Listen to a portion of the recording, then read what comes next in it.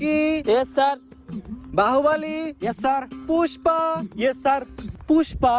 আমি তো ভাবছিলাম কোনো মাইয়া আইব, পুলা মাইছে না আবার পুষ্পা হয় কেমনে? এই তুই দাঁড়া, তোর নাম পুষ্পা রাখছে কে? স্যার আমার আম্মা। তোর বাপের নাম কি?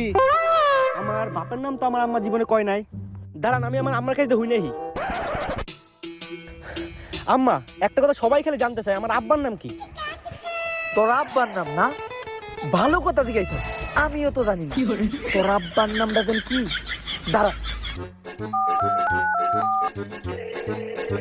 আরে রফিক কি অবস্থা? আরে তোমার ফোন দিব কেমনে? এখন তো তোমার বউ আছে না, এখন তো তুমি আর আগের মতো পারবা না, মানে সময় দিতে পারবা না, সময় দিতে। আসলে যে কারণে ফোন দিছিলাম, আমার পোলায় হঠাৎ করে প্রশ্ন করলো ওর বাপের নাম কি। আসলে আমিও তো জানি না ওর বাপের নাম কি।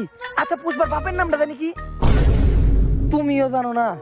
আসলে অনেকেই তো ছিল, এখন কার নাম কমু বুঝো নাই। আচ্ছা রাহি দেখি ফেসবুকে স্টোরি মেরে দেখি, স্টোরিতে আমার কয়টা ওয়াইফ্রেন্ড রিপ্লাই দেয়। কোন থেকে একজনের গয়না পয়সা বিবেচনা করে নিমুনি। আপাতত তুই যে তোর সারে কগা, আমার আম্মাও জানে না আমার আব্বার নাম কি। হ্যাঁ ভাই, আরে আমার চিনেন নাই আপনি?